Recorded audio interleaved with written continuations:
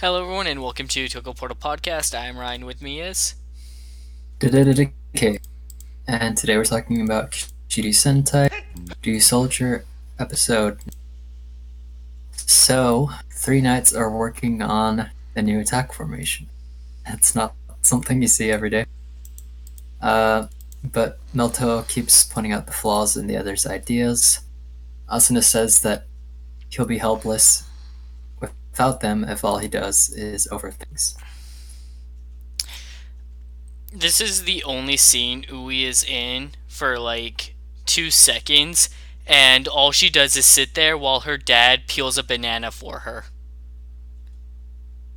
Yeah, this was a good episode, but I am kind of Uh, disappointed in the lack of screen. Screen time would have been nice, but I just love that gag of like she's holding the unpeeled banana. He just takes it from her, peels it for her, and then puts it back into her hand. And she Yeah. doesn't move her hand at all. Like she never let go of it. Yeah. Um, so Ui's dad suggests that they take a break and play this treasure hunt game in town. Melto's hesitant, but the others, of course, leave in a hurry.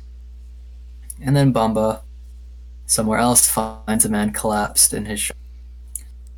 So there's actually quite a few people, and Toa at the game site. Of course, Toa challenges Ko to see who will win. I love how Toa gets into things like this. Like, he's just here to play a game, and like, oh hey, Ko's here too. Hey, let's make it a challenge. Like Toa's a great character. Yep. And then this creepy witch lady shows up and tells them that they'll win their heart's desire, basically. While a creepy clown dances in the background. Yeah. Um, and right off the bat, they find a treasure chest. But before Melto can warn them, it eats them. Yeah, so when I saw the like twisting thing, I misread the scene. I thought that was like a wall or something. I thought that when they step forward, they're going to get teleported to another world. I didn't think the chest was going to be a mimic and eat them. Yeah, that was pretty fun. Um, so they wake up with the others in a strange place. Looks like they're outdoors. Um, there are treasure chests lying around that contain basically whatever the person who opens desires. Uh, Asuna gets unlimited barbecue beef, and Toa gets unlimited grunts to fight, so he can train and get stronger like his brother. Because eating is funny when a woman does it. Yeah, I guess in Japan. Uh, um, oh, any other thoughts? I do like that, like, Toa's like, yeah, I want to be stronger, and then he gets a bunch of Drodons, is like, hell yeah, time to go to town. Like, that could have just been an actual ambush on them, and he wouldn't have known the difference. Yeah, that's Toa's pretty great. So Ko can fly, so he can see the world, but he flies straight into a barrier in the sky. So of course, Ko and Noto start to investigate. The old man tells Bomba that the only thing that was stolen from his shop was a piece of junk. Melto stops Ko from trying to slash the barrier. Ko tells him to stop worrying and trust his comrades more. But Melto feels like it's they who don't trust him.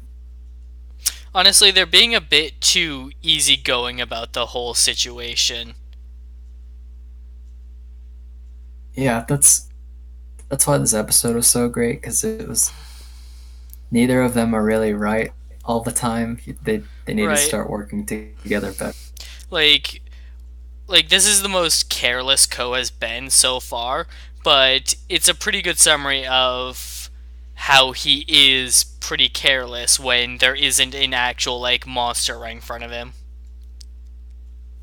Yep. So yeah, Melto walks away. Then Master Blue appears before him. Melta, of course, doesn't believe it, but Master Blue gives him some advice. Basically, even though he cares for and worries about his comrades, he should believe in them more. They're more reliable than he thinks. Then, some of the grunts that Green summoned attack. So, of course, with Ryusoulger changing. Any thoughts on that scene with his master? Yeah, like what stood out to me was that his master said transform, and Melto unhesitantly like, okay, transformed. And I'm thinking about that because the whole point of this episode was like Ko is too carefree and doesn't think things through, whereas Melto spends too much time overthinking. But in this instance, like Ko or Melto rather is given an order, and Melto just immediately follows through with it and doesn't think too much on it. Like, yeah, the order is the obvious one, which is to transform, but it just stood out to me the way he just unhesitantly like went through with that order.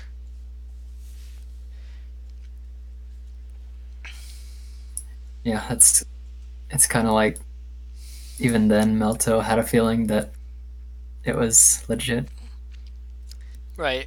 Uh, but yeah, during the fight, Waizaru appears before them and celebrates. They're trapped in this wonderland. For of course, this place was created by a Minosaur. Uh, and then Minosaurs they've defeated show up as well. Blue's afraid that he can't fight them alone, but Master Blue tells him that his wish was for more confidence, and he assures him that he can do it. And of course, Blue uses some power ups and defeats the Minosaurs. But again, the fight was pretty badass. Oh, the fight was great. Like, that's the kind of fighting that we've seen Bomba doing when he fights solo.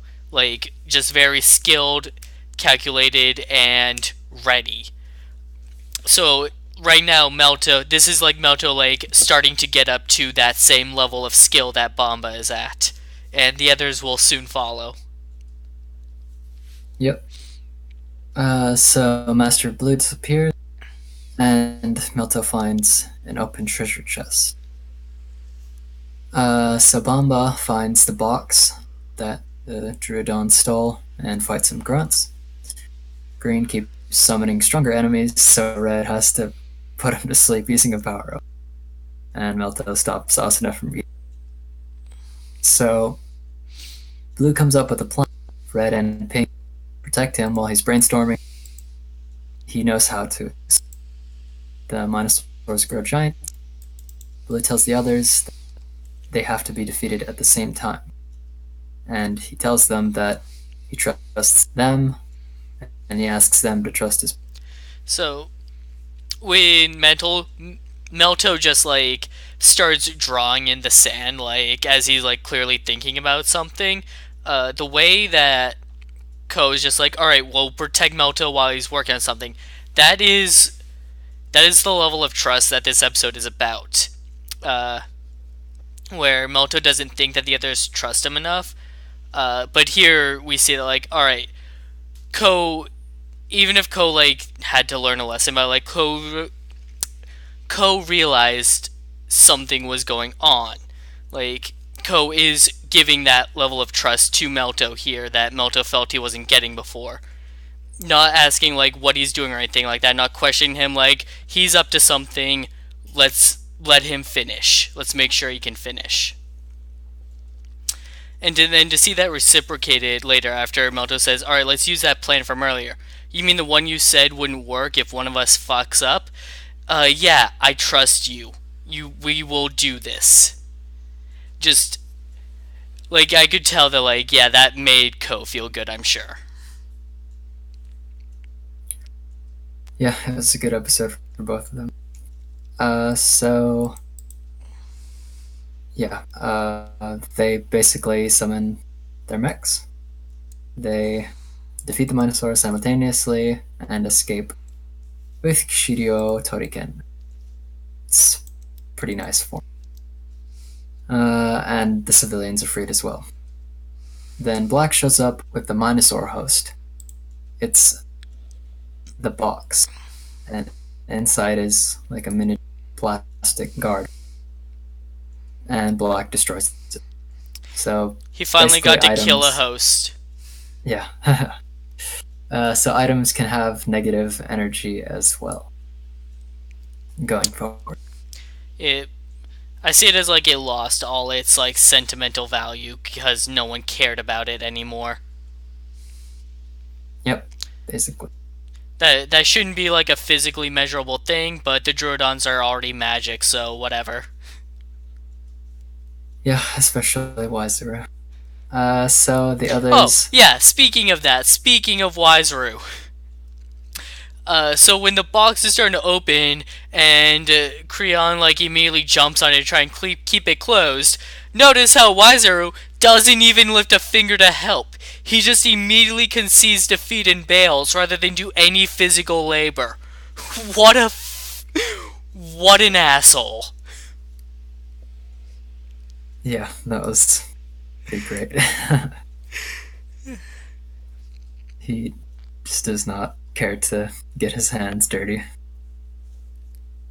So yeah, Black destroys the box. On the way home, the others are talking about their wishes, and Melto steps aside. He has a charm in his hand. You get a flashback to him giving it to Master Blue as a protective charm.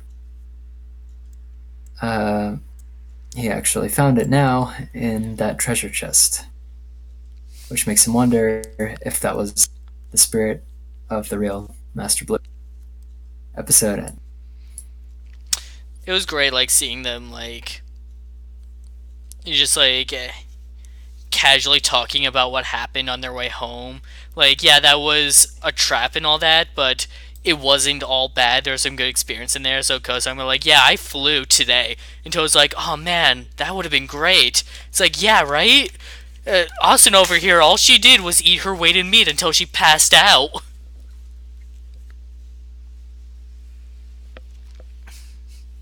Yeah, that was nice. And thinking about it now that we know that the Ryusoulgers are several hundred years old at least, like it really gives depth to the bonds they had between their masters.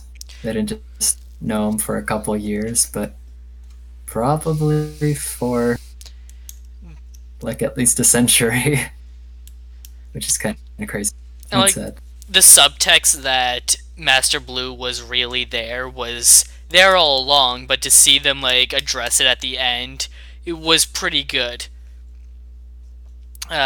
Because it's probably the same situation as Ko, where like the his soul is probably like inside Melto's like changer or like tool or whatever, uh, like watching over him. And so, in that Minosaur, inside that like illusion world, I could see how maybe the spirit could like manifest there from desire, especially since the whole thing was desire. Like the Ryusoulgers, even if it's not an active desire, would want to see their masters again.